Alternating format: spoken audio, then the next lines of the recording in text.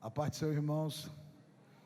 Normalmente vocês não me vêm pregando aqui nos domingos, mas eu fui privilegiado de estar aqui, convidado pelo apóstolo para ministrei pela manhã. Estamos aqui para ministrar o que Deus colocou em nossos corações. Eu creio que o que Deus colocou marca a nossa história, marca as nossas vidas. Como eu falei pela manhã também, eu sinto o peso de estar aqui. Esse local me dá pavor. Talvez você fale, poxa, pastor, você é acostumado a estar aqui todos os cultos, ministrando, está aqui no altar. Mas esse local, ele traz pavor para a minha alma, porque eu sei que eu não merecia estar aqui. Eu sei que eu não merecia estar aqui assumindo essa tribuna, mas a bondade e a misericórdia do Senhor tem me alcançado de uma forma tamanha que eu sou privilegiado. Quando eu ministro numa igreja como a nossa, fico muito feliz, meu irmão, porque eu sei de onde eu saí, qual é a minha história. Falando para os irmãos hoje pela manhã, a igrejinha que eu comecei, onde eu aceitei Jesus, onde minha família, onde eu cresci. Não aceitei Jesus, que eu nasci lá cristão, mas a minha família se converteu. Era metade desse altar, num bequinho lá na Ceilândia, não sei se você conhece a Ceilândia, na QNN 26 da Guariroba, Conjunto G, lote 23. Era um bequinho onde a nossa igreja começou com a minha família. A igreja está até hoje no mesmo lugar. E quando eu venho para uma igreja desse tamanho, ministrar, às vezes estou em outros eventos, isso aqui não é alegria de poder estar ministrando numa igreja grande, mas é só saber que existe promessa de Deus se cumprindo na minha vida. Porque eu sei de onde eu saí, eu sei qual é a história da minha vida, eu sei o que Deus pode fazer na minha vida, eu sei o que Deus também pode fazer na sua vida. Eu sei o que Deus pode fazer na sua história. Quantos acreditam no Deus do impossível aqui? Eu creio e vivo as impossibilidades da minha vida na mão desse Deus. Como o pastor Antônio ministrou aqui numa quinta dessa passada, é no campo da impossibilidade é que o nosso Deus ele começa a agir. Então eu tenho vivido isso na minha vida. Fico feliz e honrado de estar aqui com vocês nessa noite. Não irei demorar, como vocês sabem. Não sou um pregador, me considero mais ministro de louvor do que pregador, mas estou muito honrado de estar com vocês aqui nessa noite. E gostaria de compartilhar com vocês um texto que está lá em 1 Crônicas, capítulo 16. 1 Crônicas é no Antigo Testamento. Se você não sabe ainda, vem para a Academia de Líderes toda sexta-feira.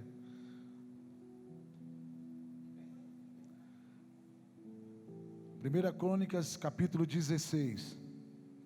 Irei falar com vocês de uma história bastante conhecida. História que você já leu a Bíblia, você conhece de trás para frente, mas eu creio que Deus irá falar novamente, que Ele diz que a palavra dele se renova a cada manhã. Se eu perguntar para você quem é Davi, você conhece. Se eu perguntar para você quem é Mical, você conhece. Se eu perguntar para você quem é Obed-Edom, você conhece. Se eu te perguntar quem é Uzá, alguns não conhecem, mas uma boa parte dos irmãos sabe quem é. Irei falar sobre esses 4 personagens que tem na Bíblia. 4 personagens que conviveram com a mesma história, mas que tiveram destinos diferentes, que viveram finais de história diferentes. E você vai se ver em algum desses personagens.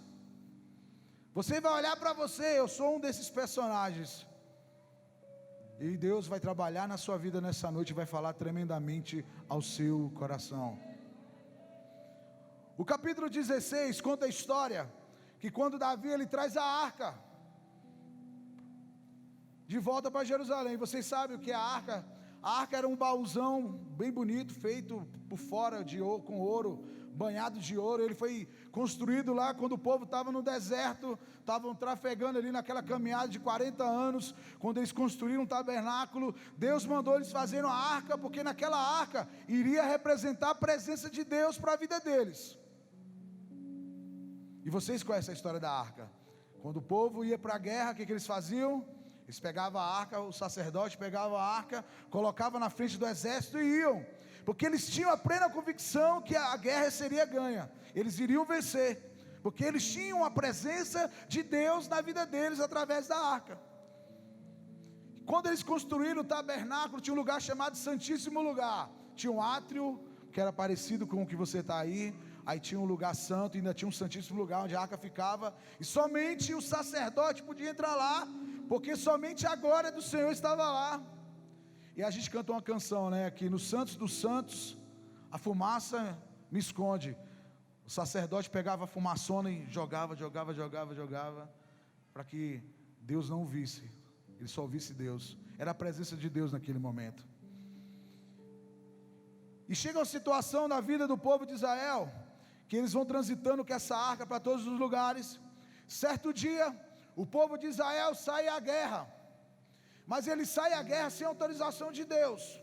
Deus não queria que eles participassem daquela guerra, porque todas as vezes que o povo de Israel ia para a guerra, eles pediam a permissão de Deus para poderem guerrear, porque eles sabiam que eles fossem sozinhos, eles não iriam vencer, porque o povo de Israel, eles sempre eram pequenos, o povo não era muito gente não, era poucos, e eles venciam exércitos gigantescos, eles venciam nações, mas eles foram contra os filisteus.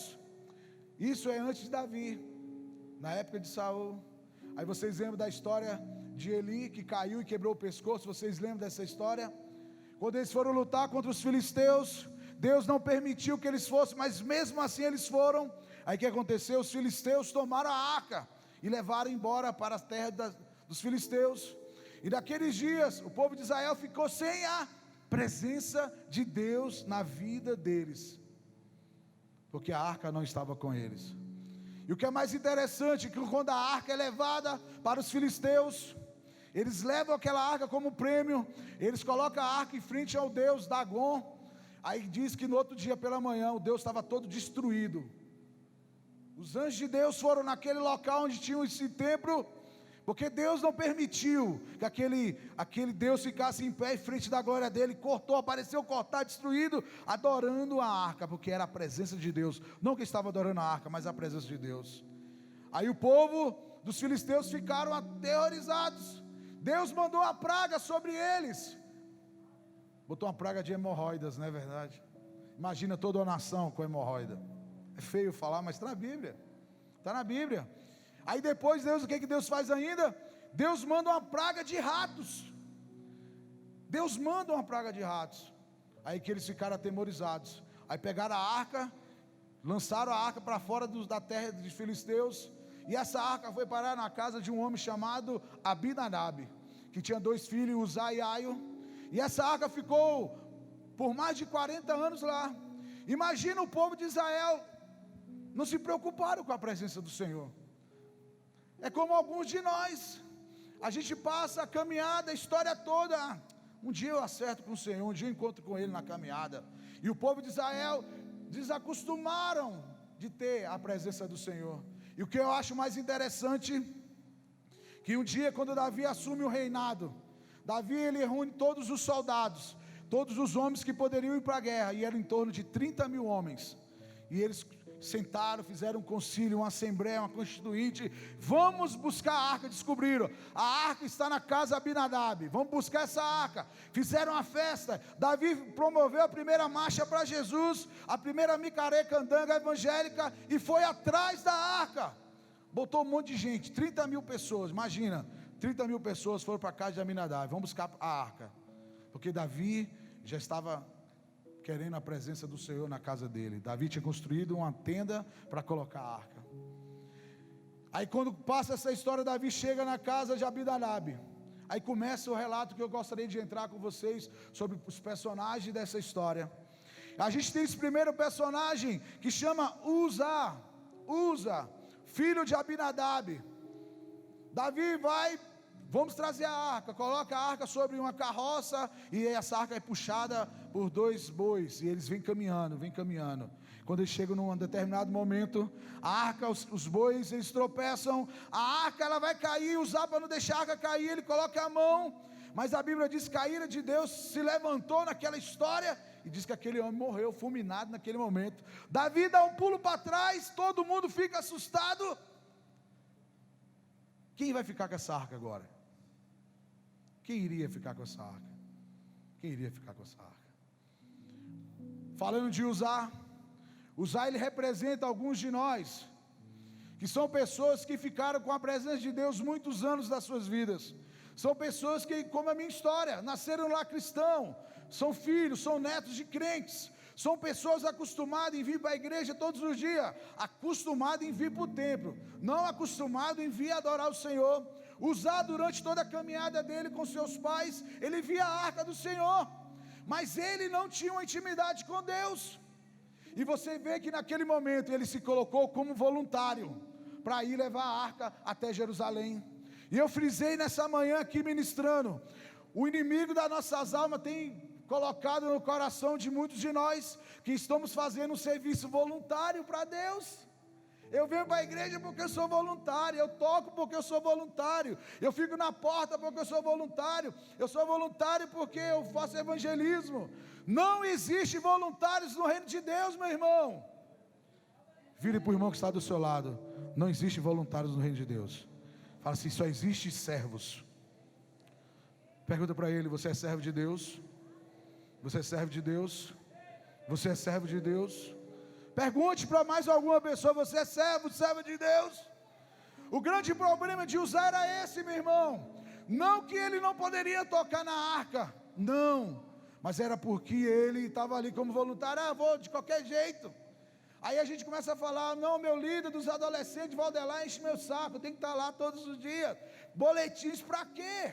Para que mais um culto? Para que mais uma oração? Para que vir 6 horas da manhã orar na igreja? Parece que as coisas são comuns. E ter a arca na casa de Abinadab se tornou comum. E o que aconteceu? Quando as coisas se tornam comuns para alguns, você morre. A gente chega para ministrar louvor aqui na igreja. A nossa igreja é fervorosa, mas de algum tempo para cá, parece que eu tenho que ser animador de torcida aqui, animador de evento, tem que ser Faustão, né? Jô Soares, alguma coisa desse tipo. Eu não sou isso, não nasci para isso. Não nasci para isso, eu sou servo de Deus, meu irmão. Eu não preciso criar clichês para adoração, não preciso disso. Uma coisa que eu aprendi na minha caminhada de cristão: Deus não quer voluntários, Deus quer servos. E servos não faz o que eles querem. Servos fazem a vontade do seu Senhor. Canaço, queneço. Nunca faça a obra do Senhor de qualquer jeito. Nunca faça. Nunca faça a obra do Senhor de qualquer jeito. Uzá foi fulminado, morto naquela caminhada. E perante aquelas situações que eu estava relatando para vocês, a arca cai, Davi se assusta, fica atemorizado, com medo. Quem quer levar a arca? Ninguém levantou a mão. Alguém quer pegar na arca? Todo mundo assustado, com medo. Se eu pegar nessa arca, eu vou morrer. Davi, esperto, inteligente, ele viu que tinha algo errado, não tocou na arca. O que Davi faz? Vamos tentar achar alguém para levar essa arca aí. Alguém quer levar a arca? Ele descobre alguém chamado Obed-Edom, que você tanto conhece. Estudando para ministrar para vocês, eu descobri algo que eu nunca tinha lido na minha vida, que Obed-Edom, ele não era judeu.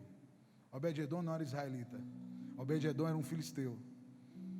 Por isso que o nome dele é Obed de Edom. Edom era a cidade onde ficavam os filisteus. Eles eram estrangeiros naquele lugar. Obed-Edom se propôs, pode trazer a arca para minha casa. Obed-Edom entendeu. Eu até mesmo falei para vocês que talvez Obed, ele pensou, poxa, essa arca quando estava lá na terra dos filisteus, ela trouxe maldição, mas quando ela está com os israelitas, ela traz bênção. Então, povo, vou deixar eu colocar essa arca na minha casa. E Obed-Edom coloca a arca na casa dele. Talvez Obed-Edom tenha colocado a arca no melhor lugar, lá na sala. Naquele lugar que talvez você bota a televisão para todo mundo ver, o ambiente mais legal, Obed-Edom colocou. E Obed-Edom, ele começou a viver os milagres da prosperidade na vida dele. Que muitas pessoas acham que prosperidade é só dar dinheiro. Por isso que eu falei para vocês aqui, ofertar e dizimar, ter prosperidade vai além disso. Você é próspero, abençoado, porque você tem a presença de Deus na sua vida. Não tem outra forma nesse mundo, meu irmão. de ser próspero e abençoado, se não for com a presença de Deus. E Obed-edom inteligente: eu quero essa arca, eu quero a presença de Deus na minha casa. Só para vocês terem ideia, da casa de Obed-edom até Jerusalém é 25 quilômetros, os historiadores dizem isso. 25 quilômetros é mais ou menos daqui, está na descida lá no Balão do Colorado. Imagina a casa de Obed-edom. Mas começaram a descobrir que na casa de Obed-edom começou a acontecer coisas diferentes. Alguém chega para Davi depois de 90 dias, 3 meses, e fala: ó, na casa de Obed-edom está tendo prosperidade. Deus está prosperando aquele homem lá. E quando eu estudava isso aqui, o que eu mais admirei é isso, porque alguns de nós que somos religiosos achamos que nós temos o direito de sermos abençoados, mas esse negócio de receber bênção não depende de mim, depende daquele lá de cima.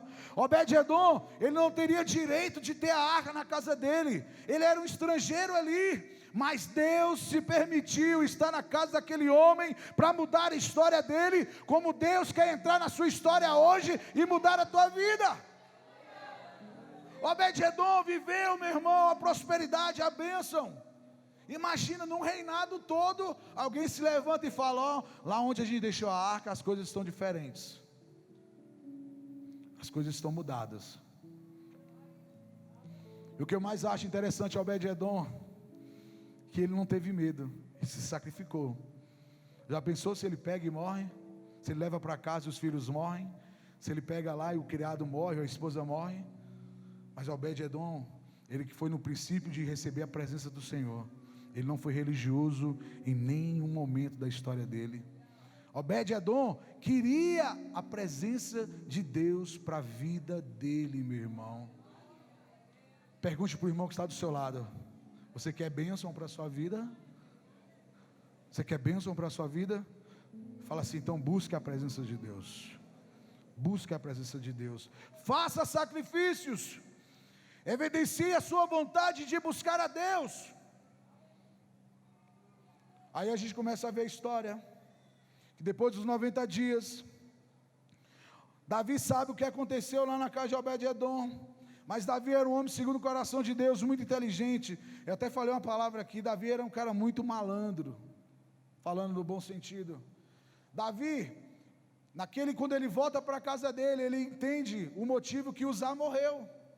Ele percebe o motivo que Uzá morreu, porque existia um manual chamado Bíblia, existia um manual chamado Antigo Testamento, a Torá, que falava como eles deveriam carregar a arca, porque muitas pessoas acham que a gente carrega a presença de Deus de qualquer maneira, fazendo da forma que eu quero, da forma que eu devo agir, eu vou ter a presença do Senhor. Não é dessa forma que você imagina. Talvez você entrou nesse lugar nessa noite achando que estando aqui, você vai ser santificado porque você veio. Não, negativo. Existe um manual que você tem que seguir, como carregar a presença do Senhor. E você vai ver que Davi, ele percebeu.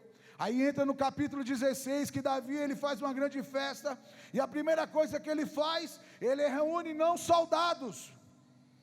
Davi entende que para buscar a presença do Senhor não necessita de guerra, ele precisa de adoração para buscar a presença do Senhor. E o que Davi faz? Ele chama todos os levitas e faz o quê? Manda eles se santificarem, buscarem a presença do Senhor, se lavarem, se purificarem. Chame os sacerdotes, vamos nos purificar para buscar a presença do Senhor. Talvez você não tenha experimentado ainda a presença de Deus na sua vida, porque você não quer se purificar.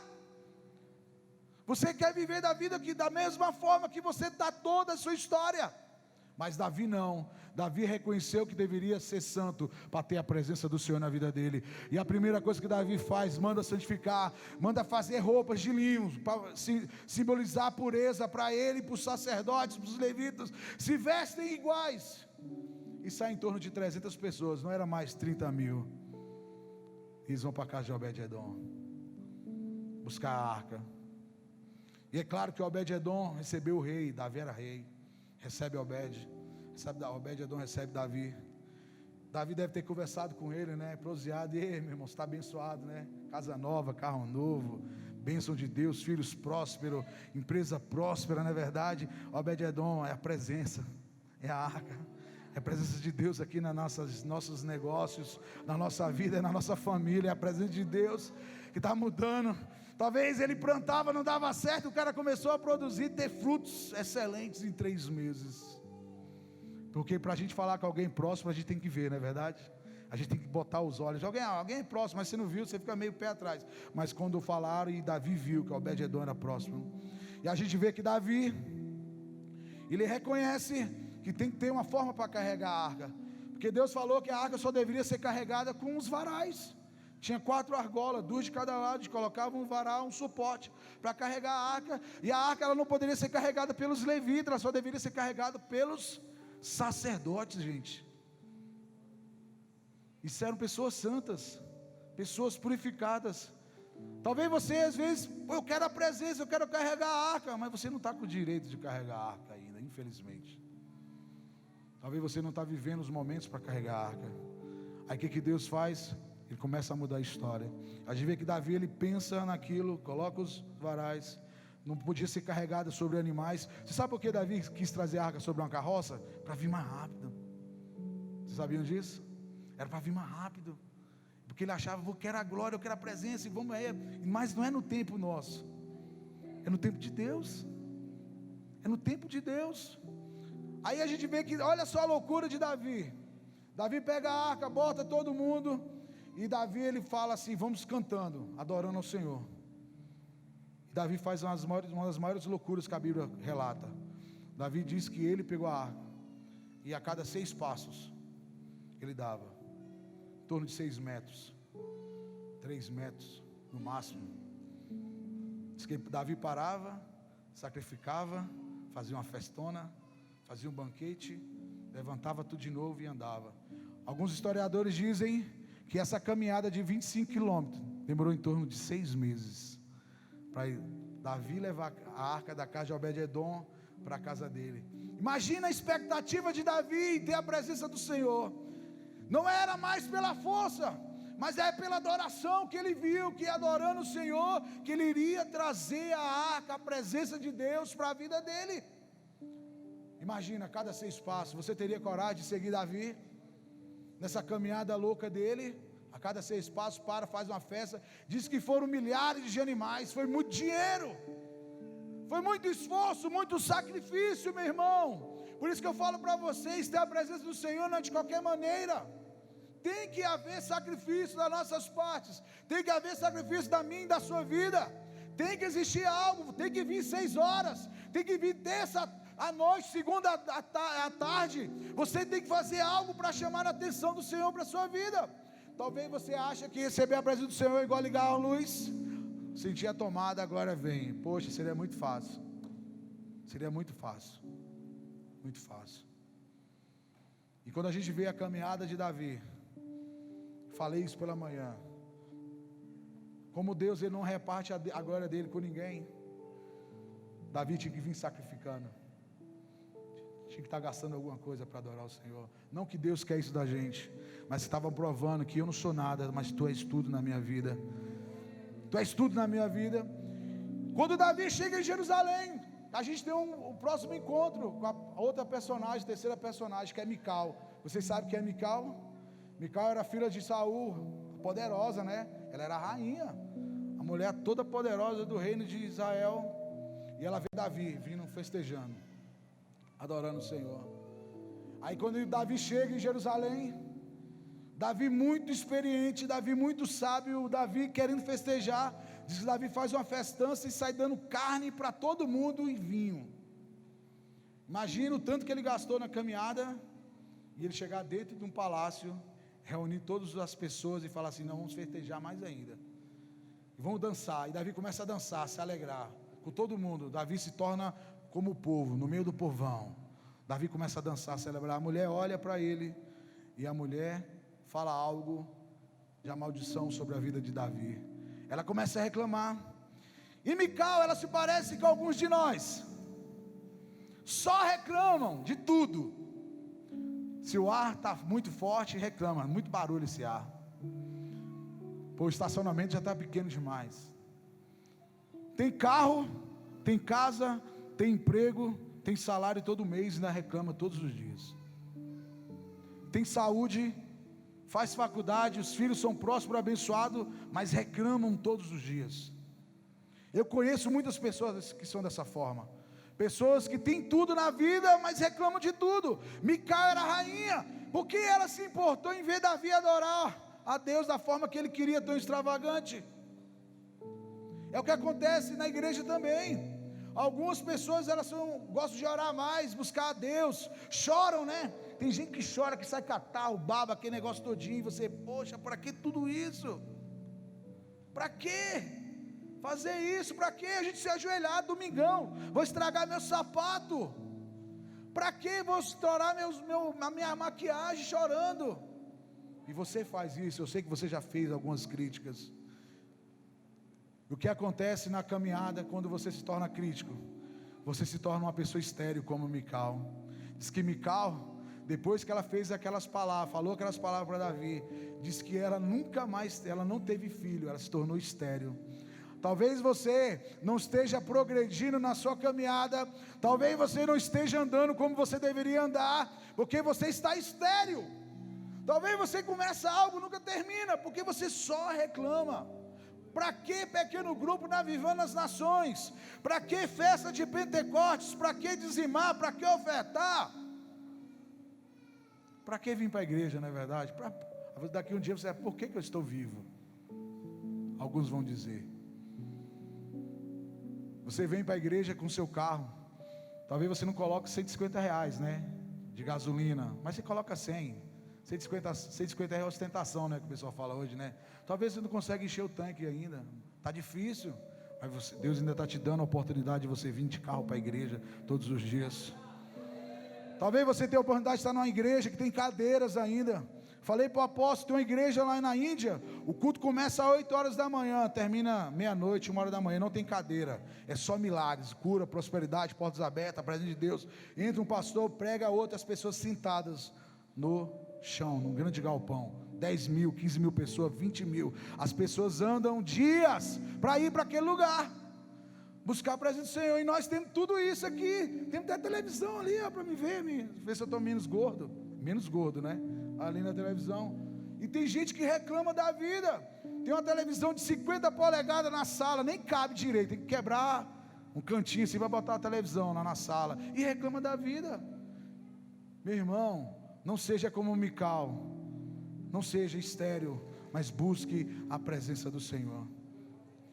Aí depois você conhece, para a gente já fechar, a história do homem, para mim, dos maiores personagens que a Bíblia já pôde relatar, chamado Davi. Abra sua Bíblia aí, por favor, em Atos 13, versículo 36. Estou terminando já.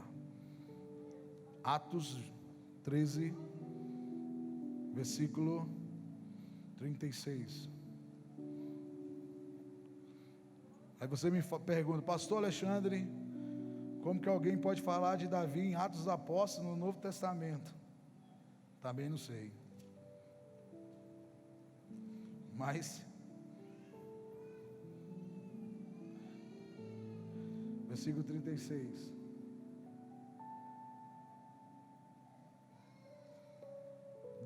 Lucas era um médico, e olha só o que ele falou de Davi. Tendo, pois, Davi servido ao propósito de Deus em sua geração, adormeceu, foi sepultado com seus antepassados, e seu corpo se decompôs. Por que alguém escreveria isso de Davi no Novo Testamento?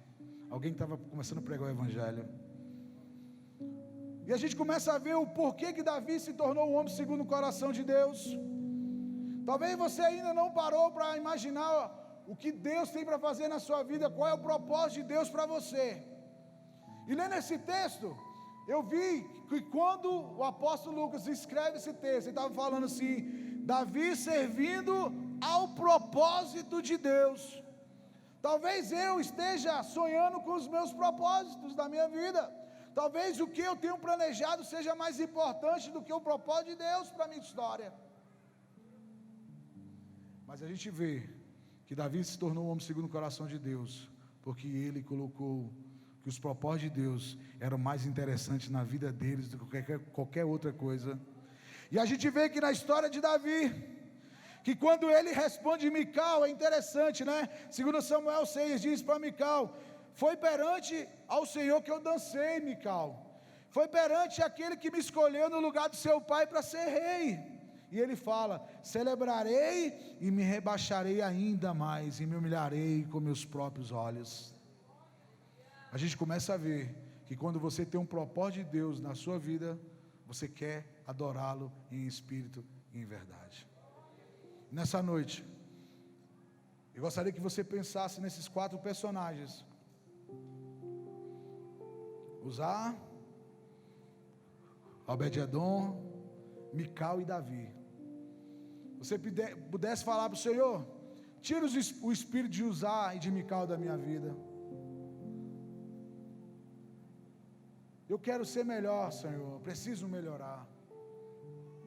Fala: Senhor, me dê a força, me dê a energia de Obed-edom, que era próspero. Me dê a prosperidade de Obed-edom, me dê a humildade, a arte de ser aprovado de Davi para a minha vida.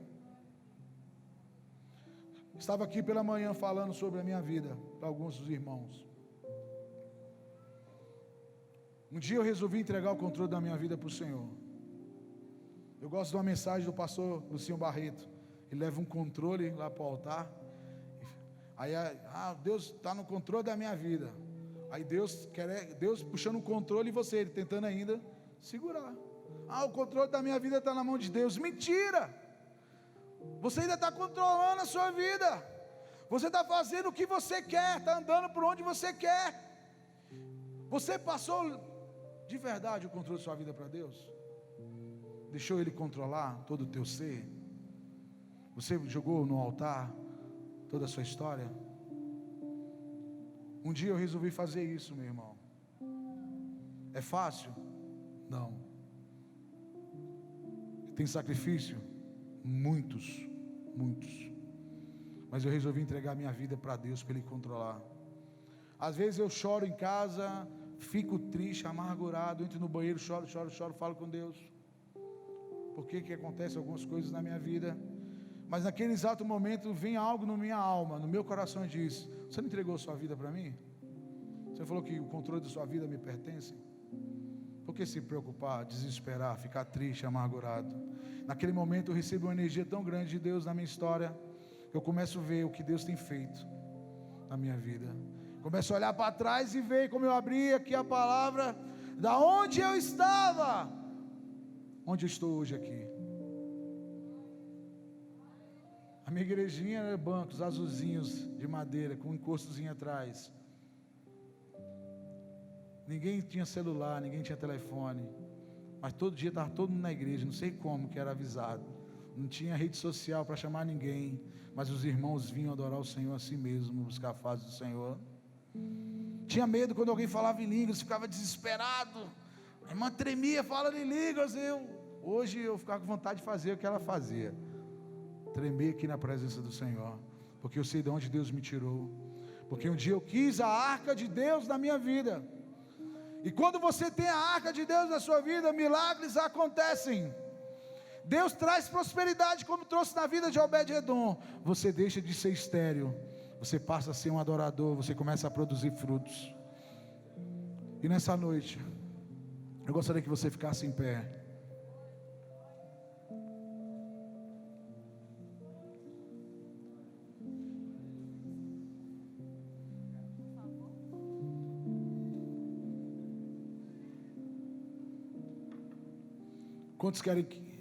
Quantos querem ser parecidos com Davi aqui? Com Davi. Quantos querem ser parecidos com Obed-edom? Próspero. Quantos querem ser parecidos com Mical? Quantos querem ser parecidos com Uzá? Está vendo como você não quer as coisas ruins para você? Você só quer as coisas boas para a sua história? Davi quis a presença de Deus para Jerusalém. Imagina um povo que tinha a presença do Senhor ficar sem a presença do Senhor. Diz que nunca mais, depois que o povo de Israel foi levado cativo, nunca mais acharam a arca. Tem até um filme, né, de Indiana Jones lá atrás da arca. A arca perdida. Ficção. Mas imagina se isso aparecesse. Seria tremendo, não é verdade? Mas tem algo especial que não precisa da arca. Olhe para o seu lado aí e veja uma arca do seu lado. Tem uma arca do seu lado aí, ó. Tem uma arca do seu lado. Olha se essa arca aqui gordinha. Tem uma mais bonitinha igual o Jobson. Tem umas arcas maiores igual o Júlio. Tem os menores. Tem uma arca de Deus na sua vida, do seu lado. Tem a presença de Deus que através do Espírito Santo dele derramado. Um dia os discípulos ficaram apavorados. Poxa, Jesus vai embora, vai nos deixar órfãos, né? Ele fala, eu vou para o meu pai, mas vocês não vão ficar sozinhos. Não se preocupem, não se preocupem. Vou mandar o Consolador para vocês, que era a presença dele. Conversando com a minha esposa essa semana, ela falou assim, poxa, eles foram mais privilegiados que nós, porque viram esses milagres. Moisés viu a coisa acontecer. Eu falei, não, eu não acho não. Eu falei para ela, hoje nós temos o Espírito Santo, que é o próprio Deus dentro de nós. Segure na mão dessa pessoa que está do seu lado aí agora. Feche os corredores. Pegue na mão, não fique sozinho, todos a igreja. Rendição, rendição. Cadê a banda para me ajudar aqui? Segure na mão dessa pessoa aí, ó. Tá vendo que lindo? Que lindo. Ainda cabe mais gente ali atrás, juntos ali. A presença do Senhor, ela é constante aqui na sua vida e ela é constante nesse lugar. Quando eu falo para vocês da presença da arca do Senhor, eu estou dizendo, meu irmão, que a vontade do ser humano é de ter Deus na vida. O Espírito Santo de Deus, ele quer encontrar guarida no seu coração. Talvez os dias para vocês sejam um dia de tristeza. Eu já passei por isso, crente. Aí a pessoa perguntou, Alexandre, você foi para a igreja? Eu fui para a igreja. Agora cultuar, não, que é diferente. Quando eu chamo vocês para adorar o Senhor aqui como ministro de louvor, que é a minha função, eu quero que vocês entrem lá no Santíssimo Lugar. Feche seus olhos e olhe pelos olhos da fé o Santíssimo Lugar, onde Deus está. Tem uma fumaça lá. Tem uma glória lá. No Santíssimo Lugar tem a presença de Deus.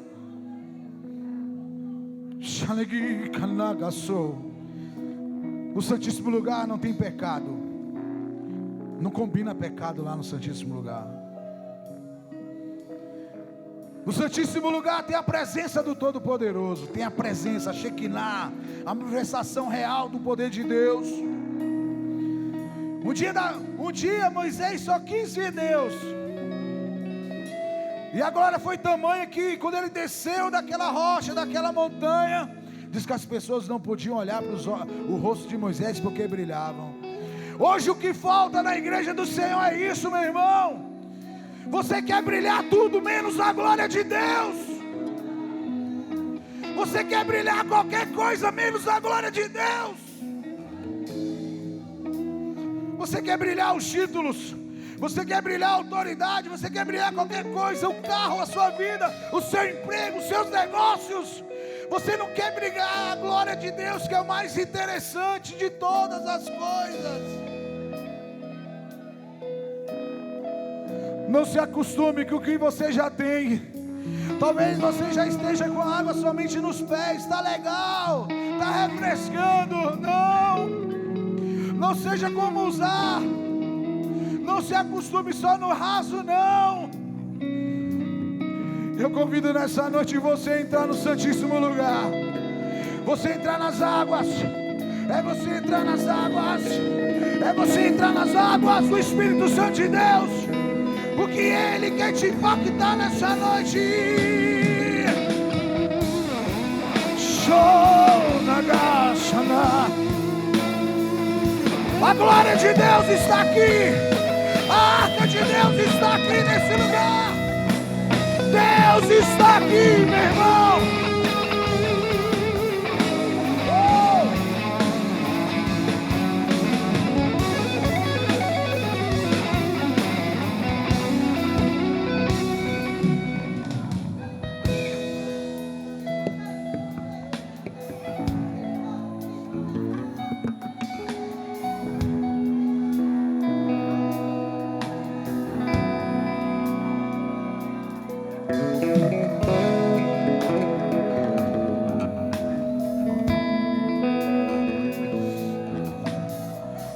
Busque a glória do Senhor na sua vida hoje.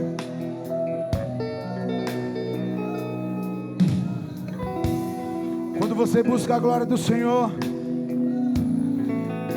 você começa a dizer: bem-aventurado o varão que não anda segundo o conselho dos ímpios, nem se detém no caminho dos pecadores, mas nem se assenta na roda dos escarnecedores.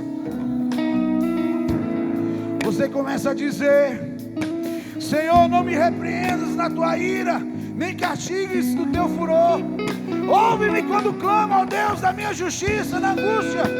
Não me deixes largado, tem misericórdia de mim, ouve a minha oração. Senhor meu Deus, eu confio em Ti, salva-me de todos que perseguem e me livre. Quando você tem a presença de Deus na sua vida, você diz: eu te louvarei, Senhor, de todo o meu coração, cantarei todas as tuas maravilhas. E você diz: ó Senhor, Senhor nosso, quão admiráveis é o teu nome sobre a terra, pois puseste a tua glória sobre os céus.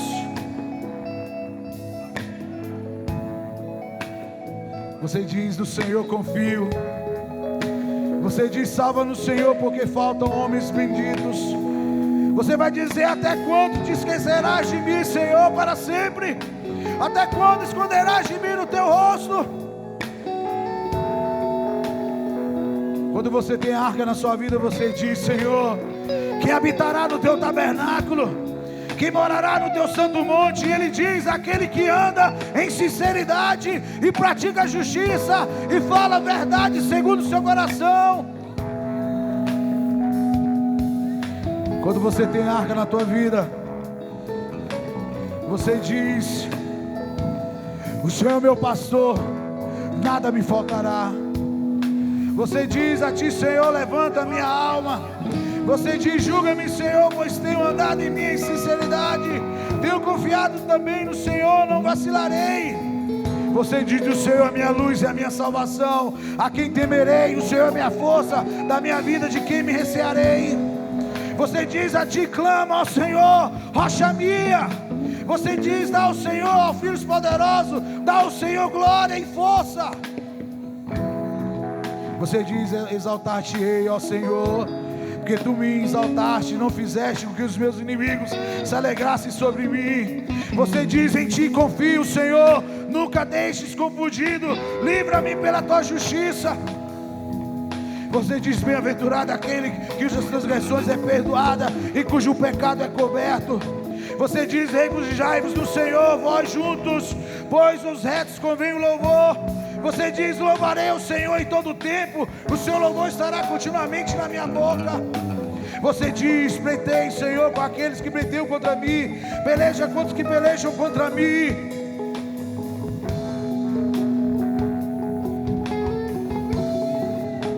Você diz: Senhor, não me repreendas na Tua ira, nem me castigues no Teu favor. Você diz: esperei com paciência no Senhor, e Ele se inclinou para mim e ouviu o meu clamor. Você diz: bem-aventurado aquele que atende ao pobre, ao Senhor, e livra do dia do mal. Você diz: como a corça brama pelas correntes das águas, assim suspira minha alma por Ti, ó Deus. Você diz: o meu coração ferve com Tuas boas palavras. Você diz: Deus é o nosso refúgio e fortaleza, socorro bem presente na angústia. Você diz: grande é o Senhor e muito digno de louvor na cidade do nosso Deus, no seu santo monte. Isso aqui eu li só até o 49, o Salmo 49. Imagina o que ardia no coração de Davi e daqueles levitas, tendo a presença de Deus na vida deles. Deus nos levantou, irmão, para sermos a glória dele nessa terra. Erga a mão desse irmão bem alto nessa noite. Pergunte o nome dele aí que está do seu lado. Dos dois, um de cada lado. Você vai gritar o nome deles nessa noite, porque eles são a arca de Deus nessa terra. Grite o nome desses irmãos. Grite o nome deles, porque eles são a presença de Deus aqui.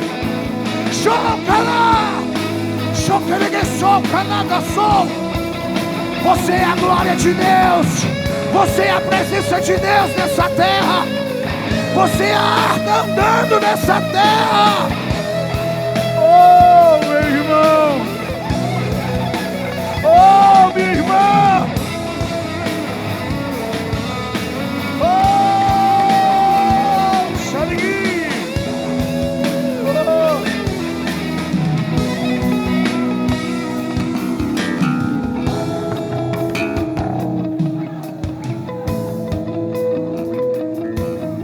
Olha a glória de Deus na sua vida. Você é a glória de Deus nessa terra, meu irmão. Deus nos honra como honrou Davi. Você vai chegar na sua casa, você vai ler o capítulo 16 de 2 Crônica inteiro. Lá tem um salmo de gratidão de Davi. É grande, são em torno de 40 versículos. Mas leia e faça desse cântico, essa leitura, a sua oração antes de dormir hoje.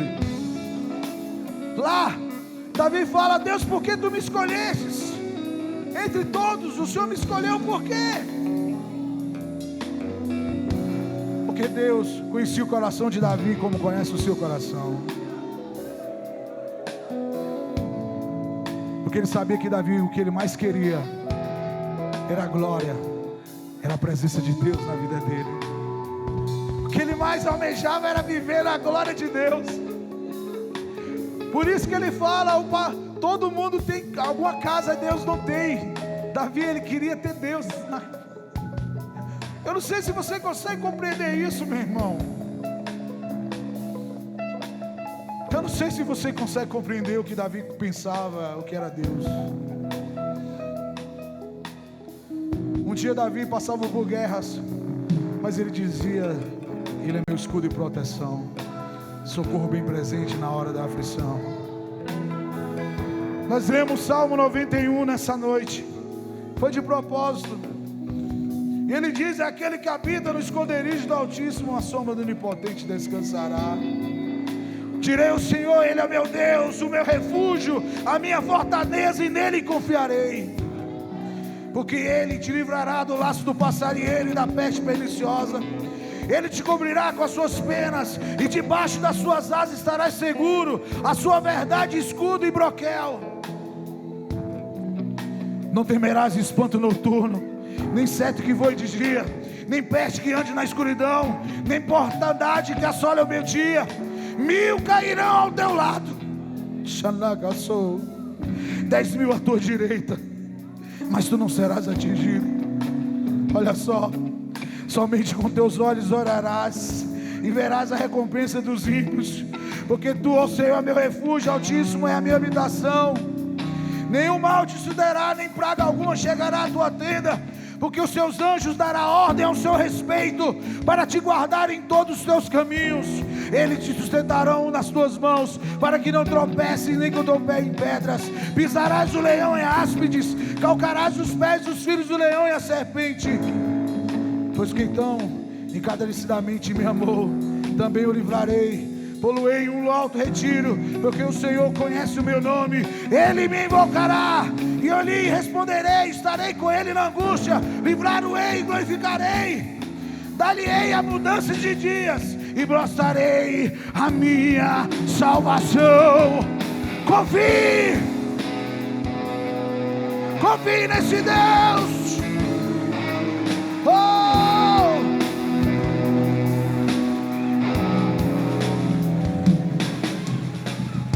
Nesse Deus. Gostaria de convidar, se tem alguém que gostaria de ter um encontro com esse Deus? Pode tomar o seu assento. Pode descansar um pouquinho. 9:03, foi a hora que eu comecei o culto. Tem alguém que gostaria de aceitar Jesus nessa noite como Salvador da sua história, para mudar os seus caminhos? Erga sua mão bem alto assim, faça o sinal. Tem alguém lá atrás? Vamos aplaudir Jesus. Vem aqui na frente para receber uma oração. Tem mais alguém? Pode vir a segunda pessoa. Tem mais alguém que gostaria de aceitar esse Deus na sua vida? Tem mais alguém que gostaria de aceitar Jesus como Salvador? Tá vindo mais uma moça ali, vamos aplaudir Jesus. Mais forte, meu irmão, Deus fazendo milagres. Tem mais alguém que quer aceitar Jesus como Salvador da sua alma? Esse Deus que muda história. Tem mais alguém? Faça o sinal assim nessa noite. Tem 3 mulheres, 3 moças aqui. Tem mais alguém para Jesus? Tem alguém que gostaria de reconciliar com o Senhor Jesus nessa noite? Que se afastou de um pouco desse Deus, mas esse Deus que eu falei para vocês, que te ama muito. Um Deus que quer fazer você próspero e abençoado. Tem mais alguém para Jesus nessa noite? Tem mais alguém para Jesus nessa noite? Tem alguém que esteja visitando o Ministério das Nações, que quer fazer parte dessa igreja hoje? Famílias, pessoas que querem fazer parte do Ministério das Nações. Mais alguém ali para Jesus? Vamos aplaudir Jesus bem forte. Mais um homem para Jesus nessa noite. Tem mais alguém para Jesus? Mais alguém, eu insisto. Porque esse mesmo Deus que trabalhou na vida de Davi, Ele está aqui. Mais alguém para Jesus nessa noite? Não? Erga sua mão para cá, por favor. Senhor Deus, está aqui os meus irmãos e as minhas irmãs que estão fazendo um propósito contigo. Perdoa seus pecados. Escreve o nome delas no livro da vida. Pai, que é nessa caminhada que eles estão, ó Pai, fazendo, que o Senhor venha ajudá-los a ser prósperos e abençoados. Espírito Santo, foi o Senhor que os convenceu. Então continua trabalhando na vida deles, para que eles possam ser homens e mulheres segundo o teu coração, o seu coração. Pai, que eles possam viver os milagres da transformação que o Senhor está dando para a vida deles, no poderoso nome de Jesus. Aplauda Jesus mais uma vez. Dê um brado de vitória nessa noite. Acompanhe aquelas irmãs ali, por favor. Amém. Glória a Deus.